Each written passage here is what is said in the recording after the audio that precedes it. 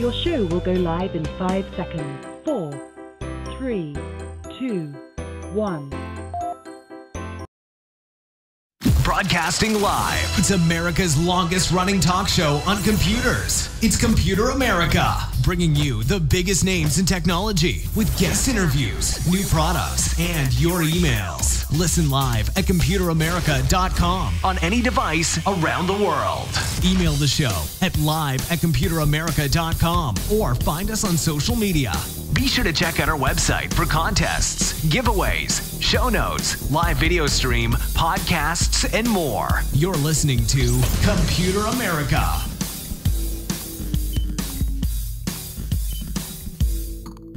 Hello and welcome into the Computer America Show. We are the nation's longest running, nationally syndicated radio talk show on computers and technology. I'm your host, Ben Crossman, and thank you for joining us once again on this, well, here at the studio, rather gloomy Monday, but hey, it's going to be okay because we have a great show lined up for you. Regardless of the weather, as with most things with technology, they are best done indoors anyways. So poo on the rain doesn't matter. We got this. So, welcome to Computer America. And yeah, sorry about the escape notifications, but I believe that's our guest for today. So, yeah, we're going to connect to him in just a moment here as we have, of course, computer technology news later on in the program, as well as, and we're actually going to connect to our guest here in just a moment, but Mr. Alan Wallace of Afilias, and they are the second largest domain name server register on the internet. Like, they have tons and tons of website domain names and things like that, so it should be, should be awesome.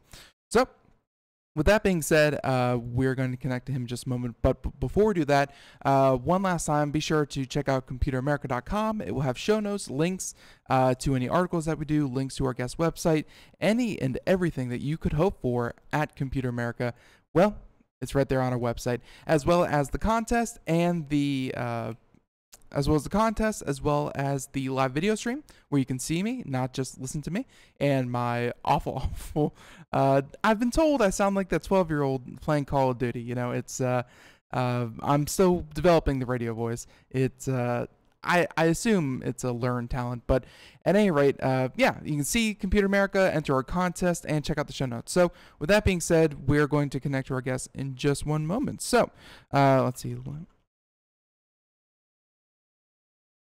And so, with that being said, so for our guest, and again, we have tons and tons of stories. So while we get connected here, let's just tease some of the stories that we will be doing later on in the program, and that includes Bitcoin. For those of you not paying attention to the cryptocurrency, well, it just went above $4,000.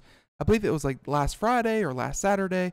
It's been having an incredible run.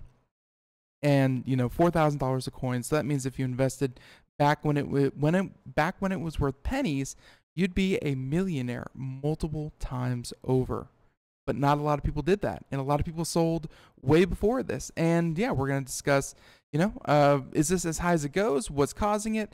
And if you should still be interested in Bitcoin as an investment, not just a cryptocurrency, but as an investment opportunity in itself.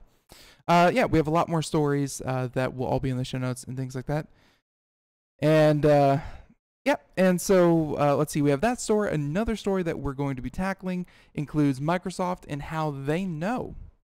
Yeah, they knew that the Microsoft Surface problem was going to eventually surface up going to come to the surface. But for those of you not paying attention to the Microsoft Surface, it originally did get Consumer Reports recommendation, hey, yes, you can buy this product, but unfortunately Consumer Reports had to pull the recommendation after the fact because after about a year, they were experiencing a high rate of failure. So we're going to talk about what Microsoft knows and what they're going to do to, of course, fix the problem because, hey, they spent a lot of time and energy marketing and advertising about their Surface, laptops, and yeah, they're not really manufactured up to quality. So we have that story, and then the last one I think we're going to tease includes the Game of Thrones. That's right. That was the last big one where, you know, we've been hearing about the Game of Thrones. People are trying to, just like they did with Sony, they're trying to extort money from, from HBO to not release Game of Thrones episodes before they're aired live, and they have the scripts, they have rough cuts, they have things like this that they can leak. And HBO is still saying no, but at the same time, law enforcement is tracking them down, and it has led so far to 4 arrests in India. That's right. Copyright knows no borders as they arrest 4 people in India for extortion of HBO. So, yep, that and tons more of computer technology news. But we're going to try to connect to our guests here in just a moment. So, for those of you who may not be familiar with Afilias, they are a domain name register service or registry service, and they connect the world with reliable, secure, scalable, and global available technology that makes internet addresses more accessible and useful. In layman's terms, they register and make sure everyone can find you when you have a website, webpage, blog, whatever. You have your IP address, and they can point a domain name server, a DNS, towards that. And yeah, they're the ones who register it, host it, and make sure that you can be found by other people, other services, other computers, and you can be accessed from all over the world. Very, very simple. Think a competitor to places like GoDaddy. I think, you may know them a little bit more, but Afilias is here to talk about a number of different opportunities for people because, for the longest time, we have had .com. .com has been, right up there with like .org, .gov, but .com has always been like the one you want to have. Well, we're going to talk about how the internet isn't just made for .coms anymore. It's about, it's about more than just .coms out there, and it has to be. I mean, we're running out of .coms that are, easily memorized or easily accessed, and it's time. You may have already started seeing, like even Afilias. If you want to check out their website, let's see. Yeah, and by the way, our guest is having, unfortunately, a problem or two, but we'll get him as soon as possible. But Afilias is, if you want to check them out, they are actually Afilias.info, not just .com, but .info. So it's, obviously they practice what they preach. .com is not the end-all, be-all, and we're going to talk to them in just a moment. But in the meantime, we have, I think, time to do one computer and technology story before we are joined by our guest, who is unfortunately experiencing a few problems. So here we go. We're going to actually do, this pretty easy one. It's, should be pretty interesting, and obviously, pretty easy to understand why they do it. So here we go, and we are going to kick things off with a quick story here about YouTube, and it's testing live viewer counts on mobile. That's right. So soon you'll know how many are watching that Russian dashcam video with you. And yeah, so this is from Engadget, Mr. Timothy Sapala, and YouTube videos views have gotten a lot of attention lately thanks to the record for the most watched video shifting so much. And yeah, that's not really a story that we followed. I mean, viewer counts shouldn't matter to anyone except the one who owns the video and the advertisers who advertise on those videos. Everyone else is just a number, doesn't matter. But hey, people like to know when records are set. And yeah, they're all battling for, I think, the first video to like 4 billion views or something like that. But with that being said, well, if you want to keep up with how many people are watching Despicado, well, with you while you're using YouTube's mobile app, now you can. Only a few people can at the moment, and the counter sits just underneath the video title and looks pretty unobtrusive. And if you're watching the video portion, they have a screenshot of what it would look like, and yeah, they have let's see, yeah, so they have right underneath the title and it says watching now, which I would assume used to be the place where it was, kind of total views altogether. So this appears to be server-side upgrade, and like AP notes, this really hasn't been done anywhere else YouTube operates. And we've reached out to Google Video Wing for more information, and we'll update this post as it arrives. Obviously still in development.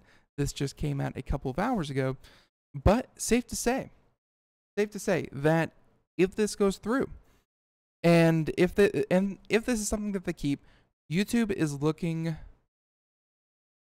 to kind of draw conclusions here real quick. This is something that YouTube has been trying to do for a while now. And last week or the week before, they announced that YouTube will have its own messaging system. So if you if you added friends and you wanted to send them instant messages through YouTube, now you could. That was a feature that they announced. Now with this watching live or live viewer count, now you can see how many others are watching with you. I would not be surprised if they were to get some kind of scrolling text live chat feature, things like this. Again, this seems like something that YouTube is really pushing for, a more community-driven experience instead of this large archive, repository, what have you, because I think YouTube is trying to shake the idea that you upload your content to YouTube, you point people to it, you maybe comment on the comments below, which you should never read those anyways, because they are so vitriolic. But, and then you navigate away from YouTube, or you watch another one on the channel, and then you navigate somewhere else to get your social media fix. YouTube is not seen as a social media platform. Rather, it is simply a video sharing platform. So I think with all these changes, trying to make it more accessible, more relatable, able to kind of hold a conversation within YouTube and being able to, kind of see that there are others with you. I think they're trying to position what YouTube Live was trying to be, but now they're trying to stretch it to all of their videos. And it's not the worst way to go, I'll be honest with you, because they are like the number, 2 or 3 top website in the world. I mean, more time is wasted on YouTube than anywhere else. It's kind of a shame that the only way that you can really socialize or associate with people is by making the most hateful or attention-grabbing comment below a video, and then hope that others, kind of get a rise out of them, and you talk with them. I'm not saying that this is going to take away all of the harsh language used on YouTube, but I'm saying that it may make YouTube a more accessible place for, especially the younger generation, a more accessible place to kind of spend your time and associate with others that have a shared interest as you.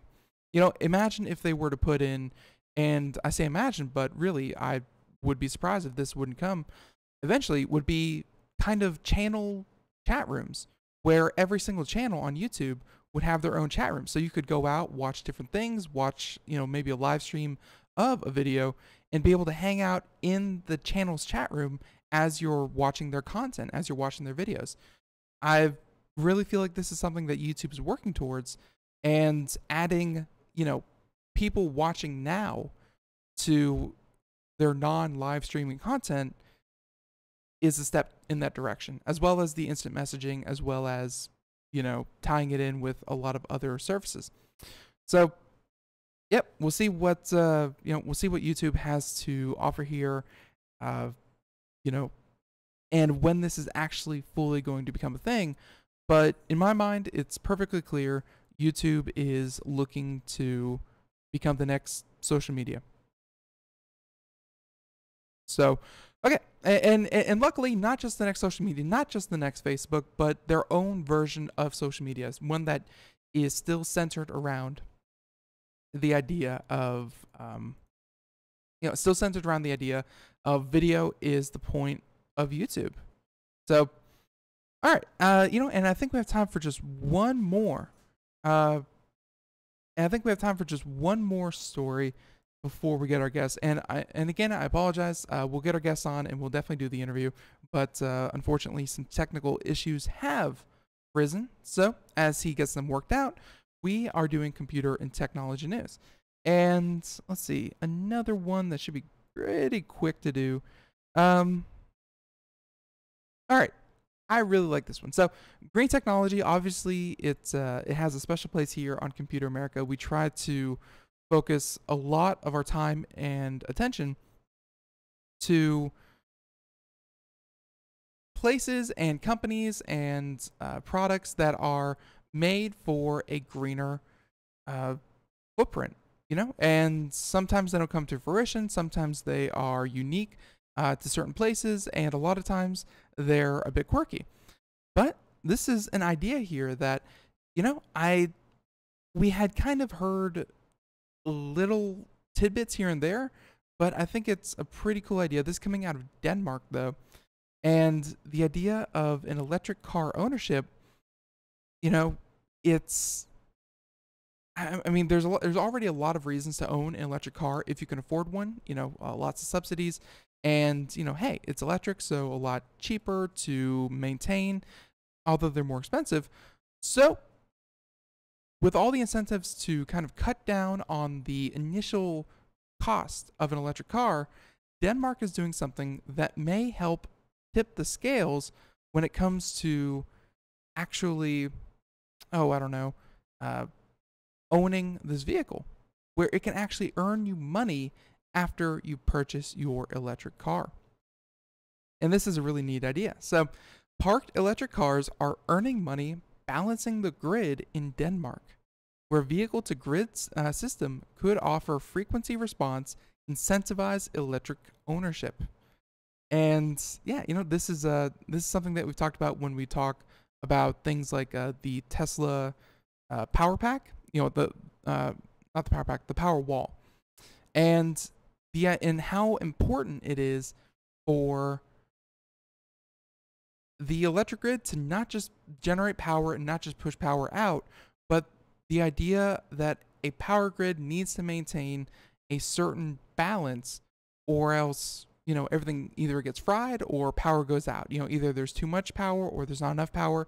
And a lot of what electric companies do day to day is making sure that that balance stays there. Otherwise, you know, people are mad because things in their house start blowing up, or they're mad that, you know, the electricity in their house goes out. It's a very fine balancing act, and this is a pretty cool idea to help with that, because, you know, battery storage systems are very expensive for, they're very expensive in, you know, in the grand scheme of things. So something like this could really help, not just the power companies, but even, you know, again, with the subsidies for the car owners. So a year-long trial in Denmark is showing that utilities can use parked electric vehicles as spare batteries, and those electric vehicles can earn quite a bit of money for their owners from the utilities. Sorry about that. All right, yeah. So in an interview with Bloomberg New Energy Finance, Nissan's Europe's director of energy services said that the fleet of 10 Nissan ENV200 vans. So, you know, these seem to be more, you know, not consumer-focused vans, but more, you know, these vans are more industry use than they are consumer. But they've earned about $1,500 over the course of the year by being parked and being plugged into the grid. So, electricity grids around the world are facing an era of rapid recharge as more electric vehicles hit the road and as grid supply changes. So, for grid managers, sometimes small amounts of power are necessary to regulate current frequency and keep the grid working. Where at the same time, if a lot of electric vehicles draw power from the grid concurrently, that threatens to change how grid operation plan to meet demand.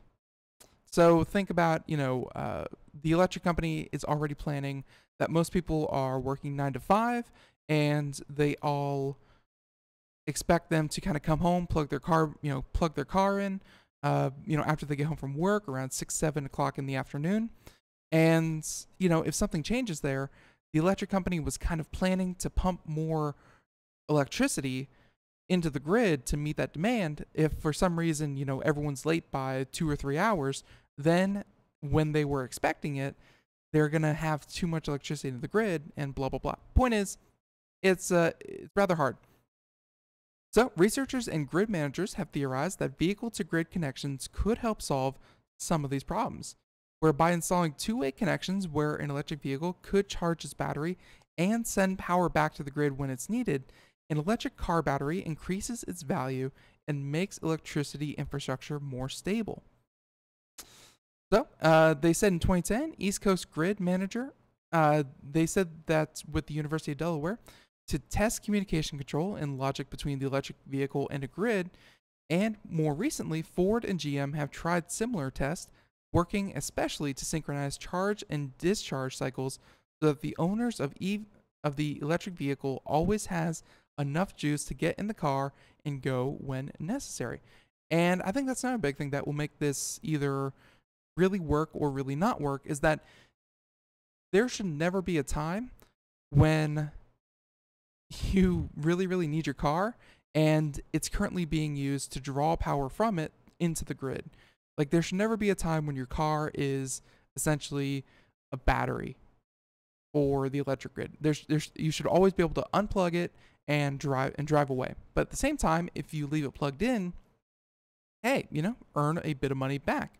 So they said that the total capacity of the Nissan fleet, when they're all connected, is about 10 kilowatts, and the platform that the chargers use is used to intelligently send power between the grid and the cars, was provided by a California company called Nuve, which commercialized technology that was developed by the University of Delaware. So they said, and they have a quote here ending it saying, if you blindly deploy in the market a massive number of electric cars without any visibility or control over the way that they impact the electricity grid, you might create new problems. So obviously this is not just a cool way to earn money for those who own electric vehicles, but they're saying it's also pretty mandatory that as electric cars come onto the market and really come on in much greater numbers, this is not only recommended, but at the same time, probably necessary to avoid some kind of unforeseeable, I don't want to say damage, but unforeseeable consequence of having that many electric vehicles suddenly on the grid, when before, hey, gasoline didn't take any kind of grid to manage them. So not saying that it's an impossible problem to overcome. In fact, this seems to be, if this works out, an even better trade-off for electric power grids, because now they have tons and tons and tons of these batteries just kind of driving around, hooked up to their network and being used for balancing. So again, this is a pilot program in Denmark, not in America. Denmark, much different market than the US, but hey, it's a step in the right direction. So with that being said, our guest is still having problems, unfortunately. And for anyone out there who maybe forgot or who's just joining us, we are doing computer and technology news while we get the kinks worked out with our guest. And we are going to be talking with Afilias. So right now, computer technology news, and as soon as we get them up and running, Afilias will be joining us. So let's see. We have time for another story while they get that worked out. And here we have, let's see. I really don't want to do markets. So how about we do this one about Bitcoin? Now, this has pretty big implications, obviously, but it should be a pretty quick read, as obviously Bitcoin, this is new territory. And so this graph here, it's a little misleading. If you're watching the video portion, you can see a change over time, or kind of when Bitcoin was released and how much it costs now. The scale on the right, my goodness, it could not be more misleading. So, but I think it's trying its best to visualize just how much it has changed over the course of its entire existence. So, you know, it's obviously started back in 2012, and now in 2017, over 5 years, as the article points out, it has risen 300-fold, so 300 times its initial price, and just over $4,000 a Bitcoin. That's right. This is one of the weirdest and coolest stories that we followed throughout its course. So, 2 reasons. Bitcoin just surged past $4,000, where the virtual currency has risen 300-fold over the last 5 years. This coming from Ars Technica, Mr. Timothy Lee, and the virtual currency Bitcoin hit a new record over the weekend, surging past the $4,000 mark. Yeah. And of course, as of press time, 1 Bitcoin is now worth $4,250. And it's an astonishing rally for the currency that was worth only $580 a year ago and has risen nearly 300-fold over the past 5 years. So think about that. $600 a year ago is now worth $4,250.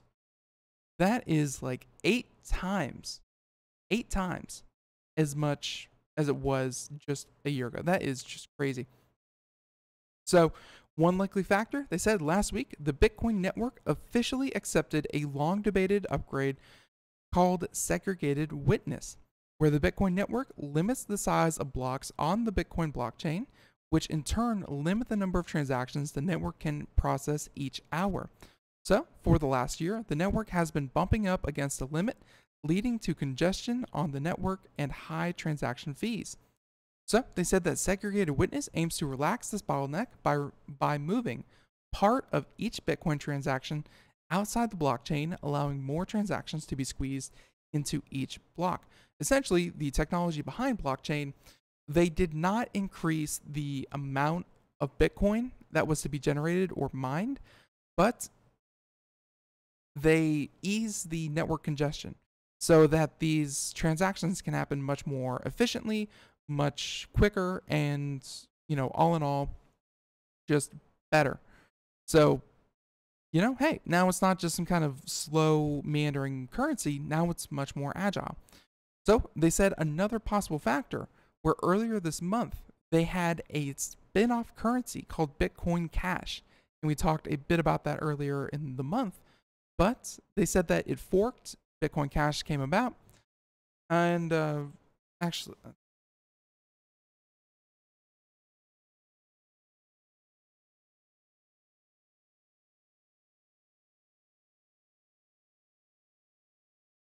Okay, so, and so it spun off, Bitcoin Cash came about, and many people expected the schism to undermine confidence in Bitcoin, but that doesn't seem to have happened, where the spinoff went smoothly and the mainstream Bitcoin network continued working as well as ever.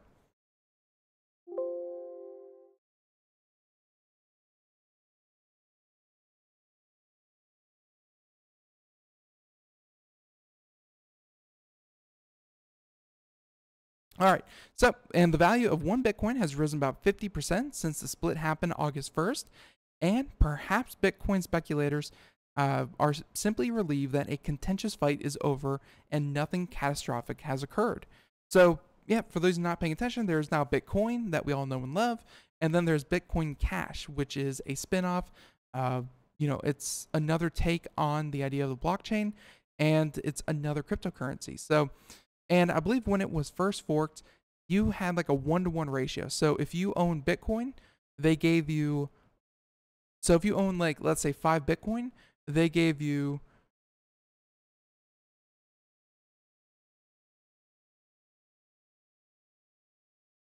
yeah, so if you had 5 Bitcoin and you wanted to have Bitcoin Cash, they gave you 5 Bitcoin Cash to match the value of your Bitcoin. So it essentially doubled the value of Bitcoin overnight. So finally, there's an ongoing boom in initial coin offerings, where Bitcoin-like cryptocurrencies for a variety of applications And they had some like Filecoin, which raised $187 million in a single hour. So everyone, music means we have to take a break. We'll be back, more computer and technology news, and hopefully Afilias in just a moment. Stay tuned. We are all Brother Wolf. 10 years ago, a group of locals banded together to create positive change. We took animals into our homes, held adoption events at local retailers, and talked to the community about our mission to help build a no-kill Asheville. A decade later, we have achieved so many victories for animals in need. There's been so much progress, yet there's still so much to do. As part of our year-long celebration, we encourage you to become a member of our special Compassionate Circle program. With a monthly donation of $10 or more, you will have behind-the-scenes access to the work we are doing at Brother Wolf. Our goal is to reach 1,000 members because we receive no government funding. Working together, we can help build and sustain no-kill communities. Learn more at compassionatecircle.bwar.org. We are a 501c3 tax-deductible organization.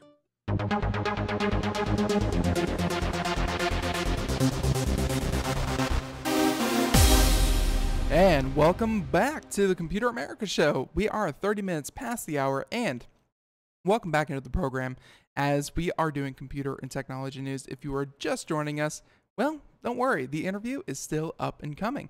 Our guest is actually heading out to another recording spot, so we'll talk to him in just a moment.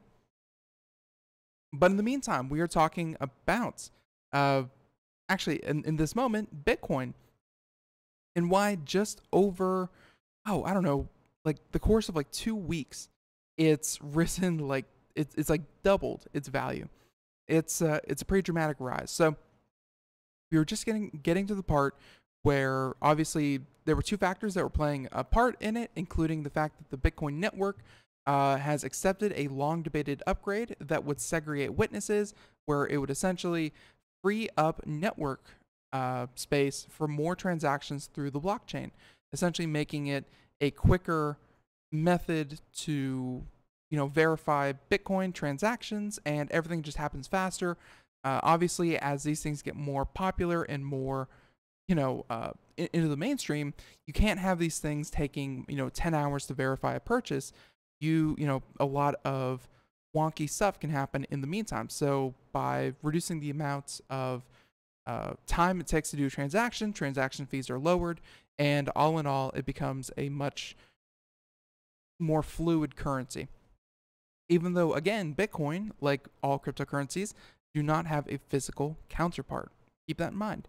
So a second one would be a spin-off called Bitcoin Cash, where essentially they split into two.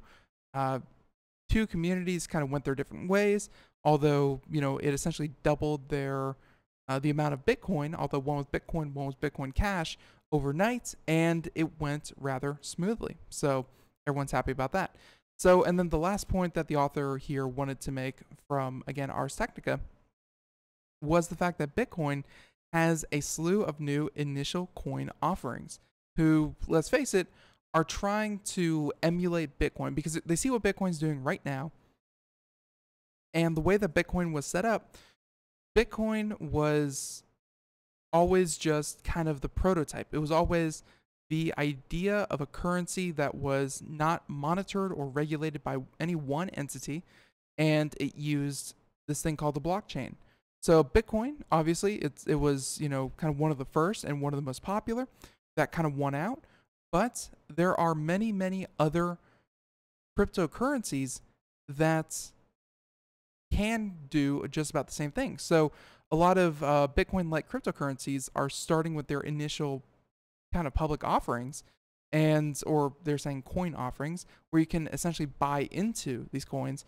So think about how many people, like so many people are seeing what happened with Bitcoin, where, if you purchase maybe, $100 in Bitcoin back when it first started, you would now have something in the neighborhood of like $4.4 billion.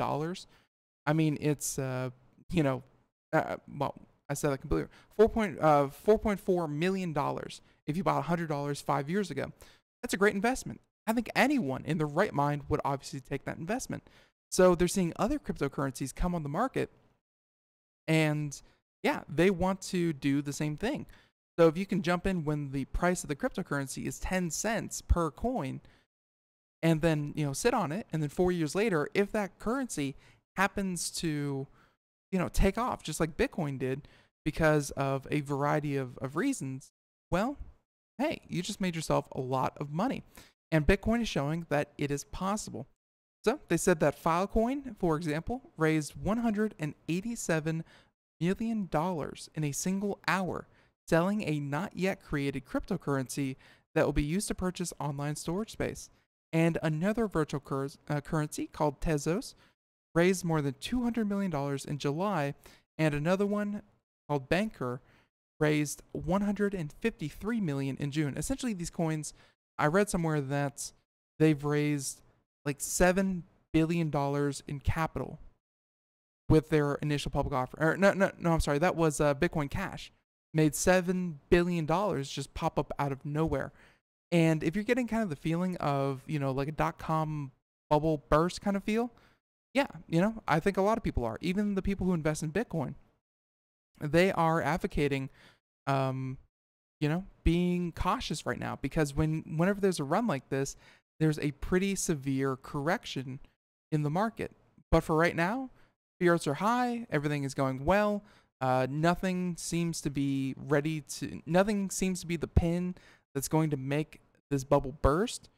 But I think a lot of people see that magic 4,000 number and say, yeah, it's coming here shortly. So again, Computer America, not a financial investment you know, firm. We do not recommend buying or selling anything, but safe to say Bitcoin is looking you know, rather interesting, and obviously in the technology realm, something to talk about. So the article wraps up saying that these exotic new currencies are often offered for sale using Bitcoins, since it's often easier to exchange one cryptocurrency for another than to directly sell new cryptocurrencies for dollars. There you have it. So people who want to invest in an ICO often need to get their hands on Bitcoins first.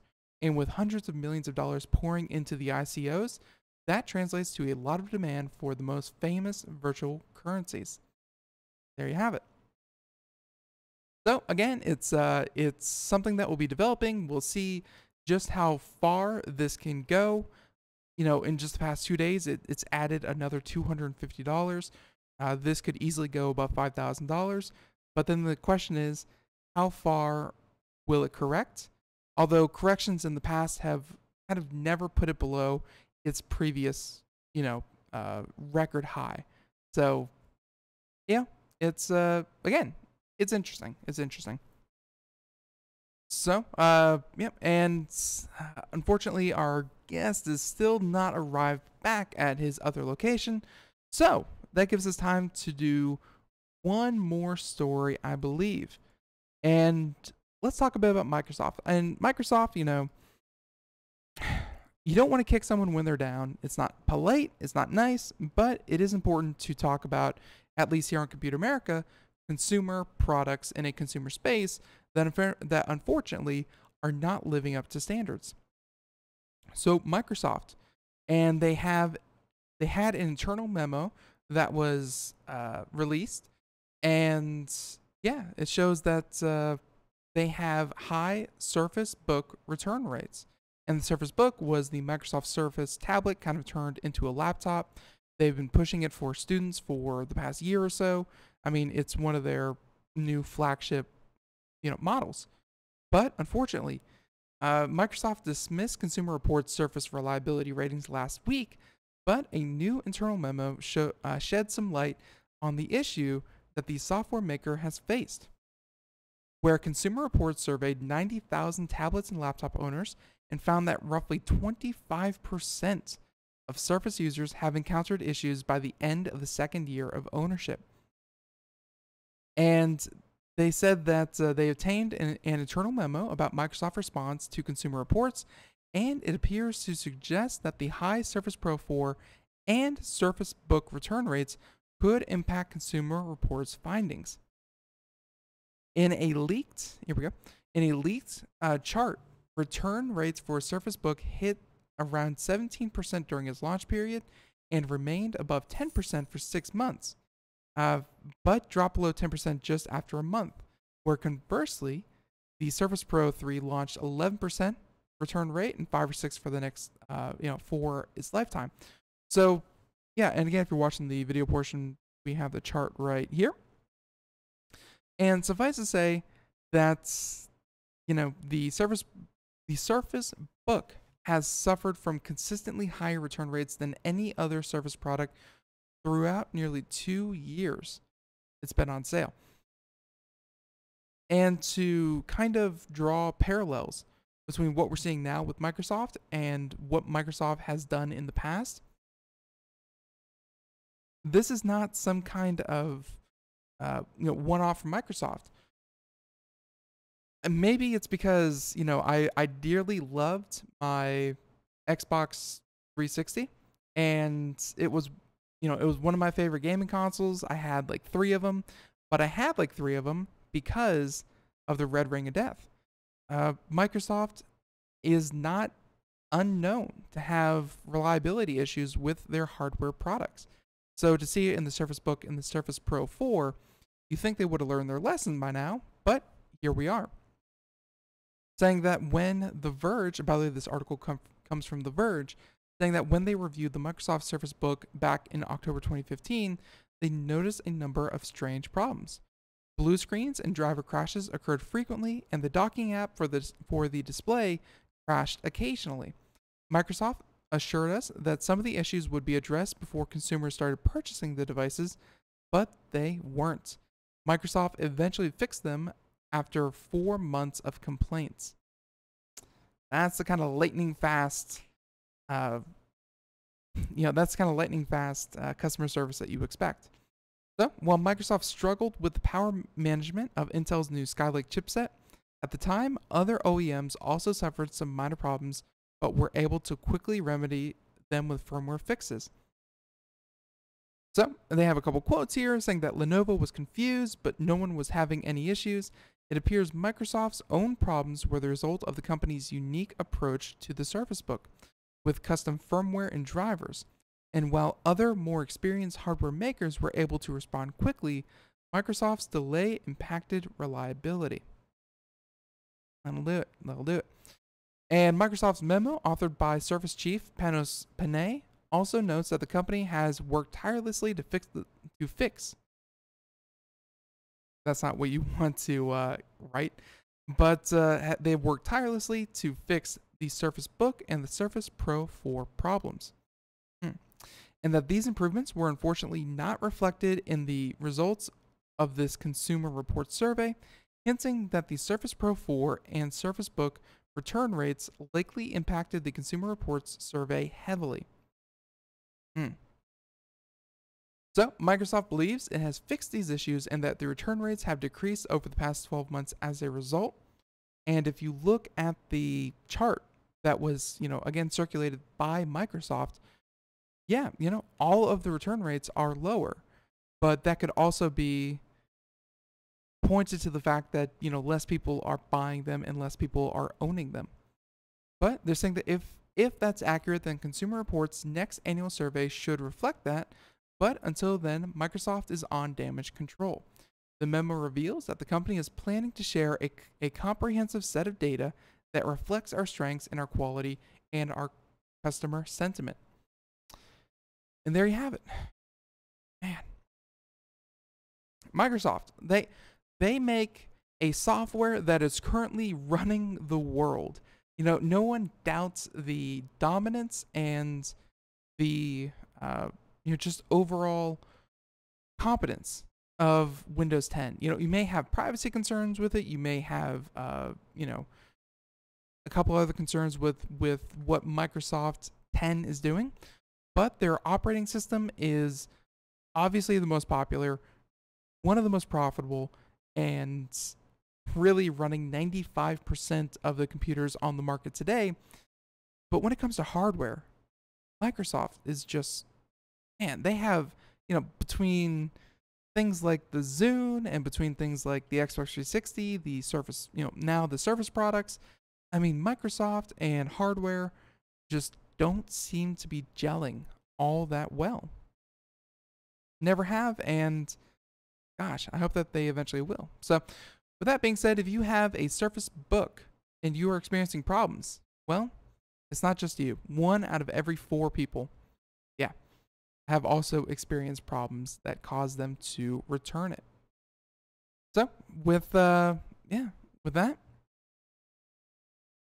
why don't we, okay. So, we've talked a bit about, we've obviously talked a bit about the market, and we talked a bit about Bitcoin, but something else that we can talk about here is Viking. No, not those Vikings, but Viking Global, a $30 billion fund manager, dumped Alphabet. Interesting. Very interesting. So, again, this is just one hedge fund. This is not, this is not everyone ever, but they've cashed out. And, they do so for their own reasons.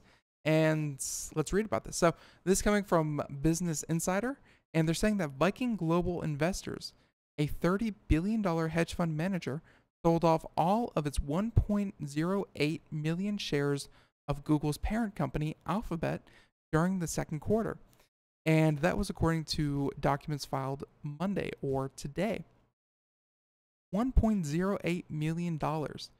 If you're wondering how much it cost to have that much share of Alphabet, well, they're saying that the stake was valued at about $891.8 million, just a hair under $900 million sold by this company. So they said that the Greenwich, Connecticut firm also acquired 1.1 million shares of Alibaba, valued at $155 million, bringing its total tech holdings to 46% of its portfolio.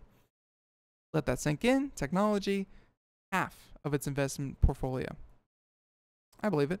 So they said that in June, Viking founder and CEO said that the fund would be returning $8 billion to investors as part of an effort to let its traders hold smaller, more liquid positions.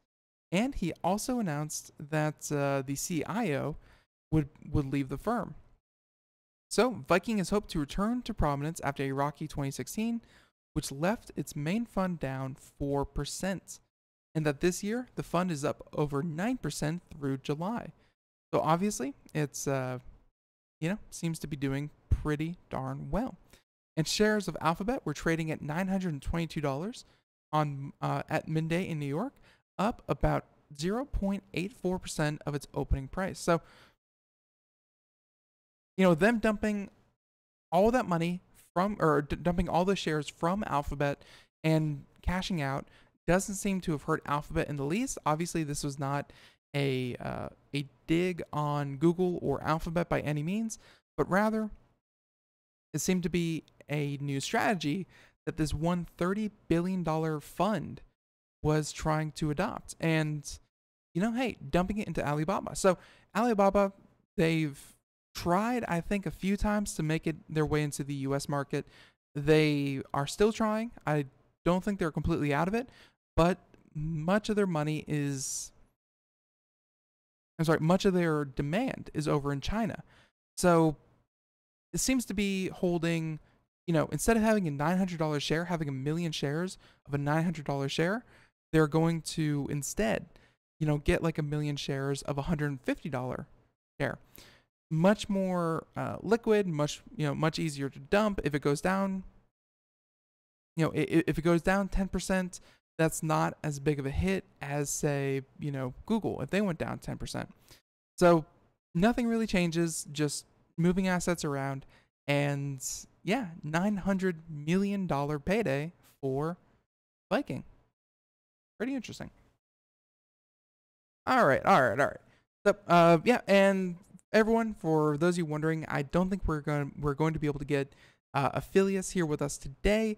We will, of course, reschedule them, have them back on the show I assure you, they've been in contact with us constantly, trying their best to work out the technical issues with with their equipment, but unfortunately, we're not able to make it in time for the show. So we're going to leave the information up for now, but we'll get them back on the show. We'll let you know when, and we will, of course, have that interview with their director of corporate communications. So, yep.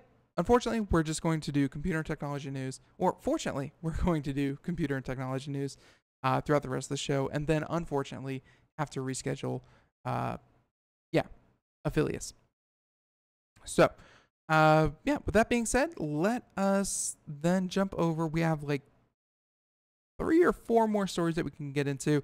One that I said we were going to get into, I've been saving it for later, but hey, what better time than now? It's called the present for a reason. And Engadget, saying that 4 people have been arrested in India for leaking the lavest Game of Thrones episode.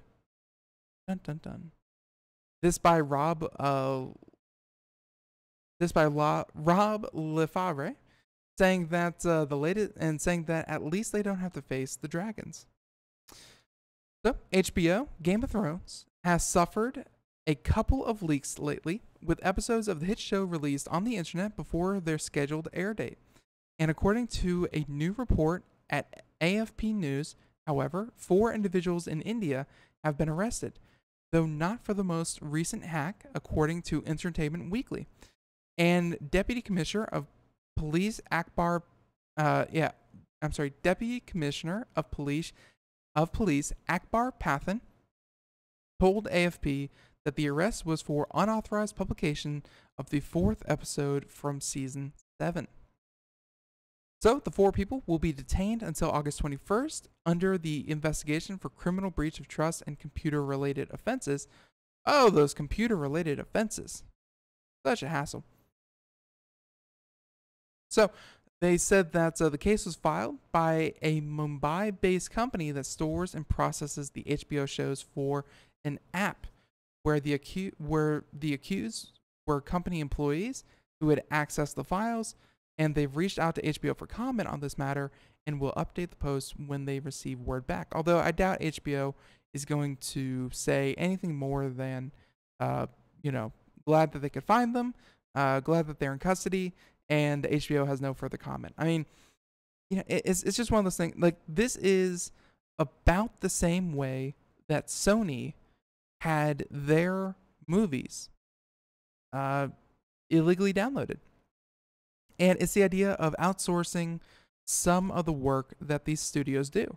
And it's, just like anything, the more links to a chain that you kind of add to a chain, the more weakness you introduce into that chain. So if you did everything in-house, my goodness, it would be incredibly expensive. That's just not how, television or movie studios kind of operate nowadays.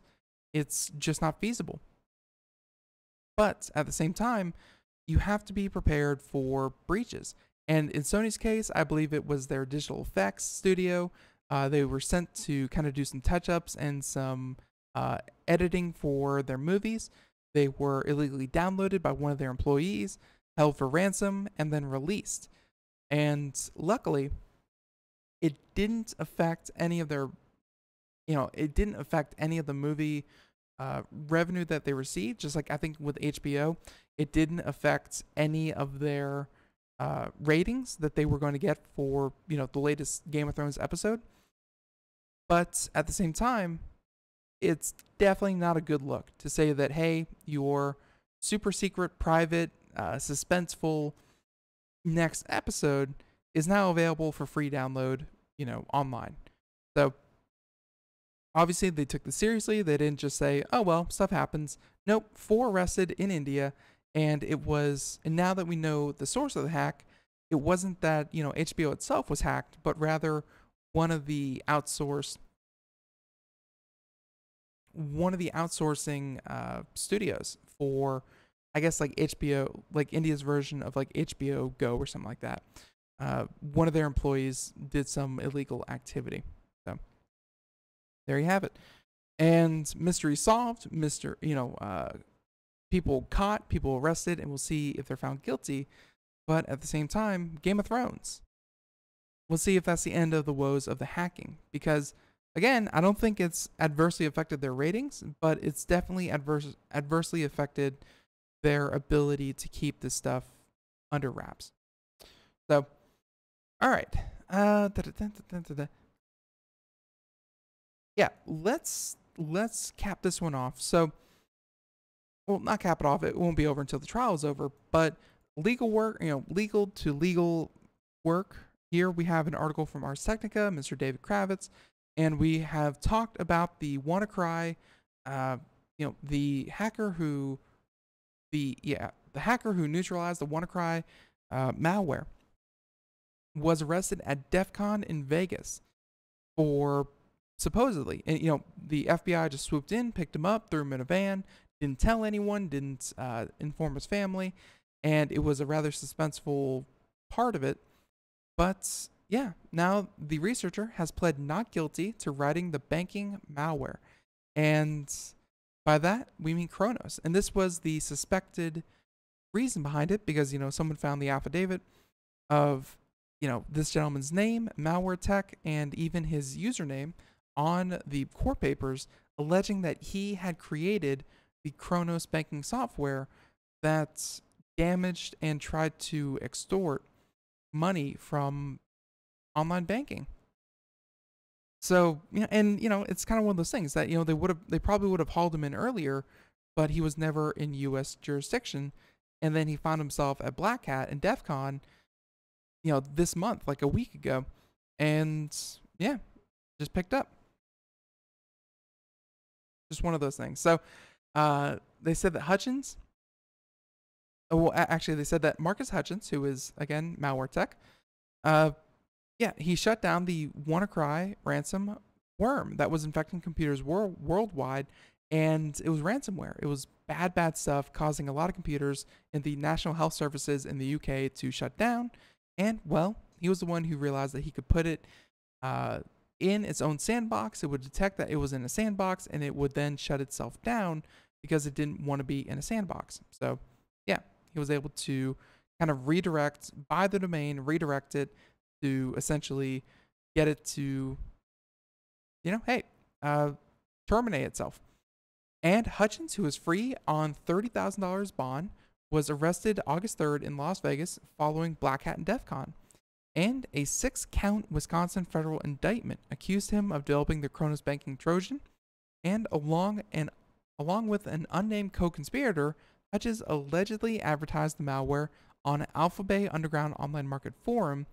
And the document says that the duo sold a version of the Kronos malware in exchange for approximately $2,000 in digital currency. Digital currency undoubtedly being Bitcoin. Nice little tie in there.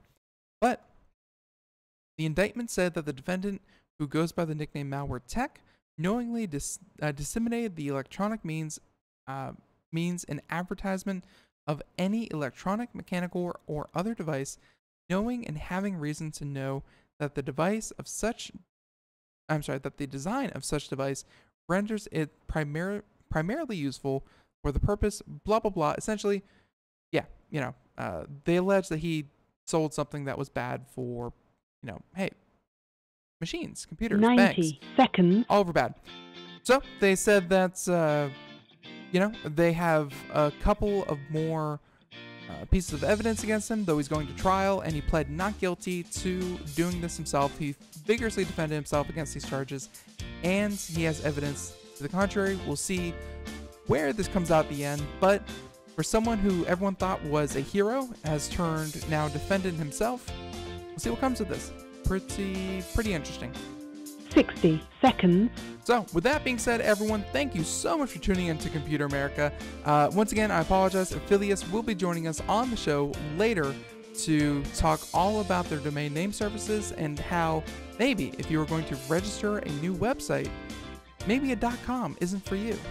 So, with that being said, everyone, Computer America, Ben Crossman, thank you so much for joining us, and catch us Monday through Friday, 4 p.m. to 5 p.m. Eastern. And hey, we'll catch you guys tomorrow.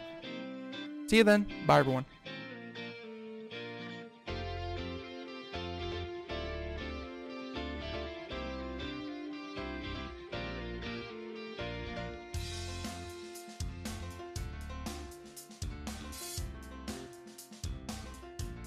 10 seconds.